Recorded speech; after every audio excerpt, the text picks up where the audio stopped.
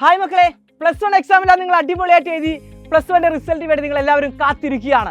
ഇനി നമ്മുടെ പ്ലസ് ടുവിന്റെ വിടമാണ്. പ്ലസ് ടുവിലൂടെ നമ്മൾ ആ കാലെടുത്ത് വെച്ചിരിക്കുകയാണ്.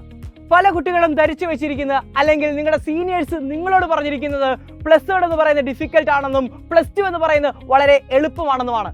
എങ്കിൽ നമ്മുടെ ഈ വർഷത്തെ റിസൾട്ട് നമുക്ക് അനലൈസ് ചെയ്ത് നോക്കാം. പ്ലസ് വണ്ണിൽ മുഴുവൻ മാർക്ക് മേടിച്ച പല കുട്ടികൾക്കും പ്ലസ് ടുവിൽ മുഴുവൻ മാർക്ക് മേടിക്കാൻ സാധിച്ചിട്ടില്ല.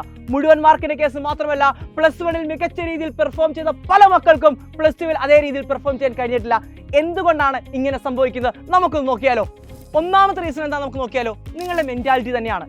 കാരണം നിങ്ങൾ പ്ലസ് ടു എളുപ്പമാക്കിയാണ് എടുത്തിരിക്കുന്നത്. അപ്പോൾ നിങ്ങൾ പ്ലസ് ടു പഠിക്കുമ്പോൾ അതേ രീതിയിലായിരിക്കും നിങ്ങൾ പ്ലസ് ടു പഠിച്ച് മുന്നോട്ട് പോകുന്നത്. നിസ്സാരമായി പ്ലസ് ടുവിന് എടുത്തു കഴിഞ്ഞാൽ നിങ്ങൾക്ക് പ്ലസ് ടുവിൽ മികച്ച മാർക്ക് സ്കോർ ചെയ്യാൻ കഴിയത്തില്ല.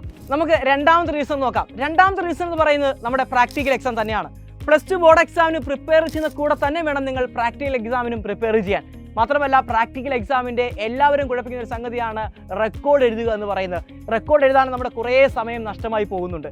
അടുത്ത റീസൺ എന്ന് പറയുന്നത് നമ്മുടെ ഇംപ്രൂവ്മെന്റ് എക്സാമിനേഷൻ തന്നെയാണ്. പ്ലസ് ടു ബോർഡ് എക്സാമിന് വേണ്ടി പ്രിപ്പയർ ചെയ്യുന്ന കൂട്ടത്തിൽ തന്നെ വേണം നിങ്ങൾ ഇംപ്രൂവ്മെന്റ് എക്സാമിന് വേണ്ടി പ്രിപ്പയർ ചെയ്യാൻ.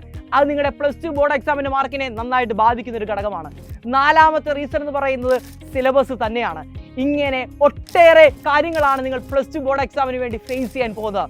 അതുകൊണ്ട് തന്നെ പ്ലസ് ടു വളരെ എളുപ്പത്തിൽ ക്രാക്ക് ചെയ്യാനും നല്ല മാർക്ക് സ്കോർ ചെയ്യാനും നിങ്ങൾക്ക് വ്യക്തമായ ഒരു സ്റ്റഡി പ്ലാനും അതേപോലെ തന്നെ ഒരു സ്ട്രാറ്റജിയും ആവശ്യമാണ്.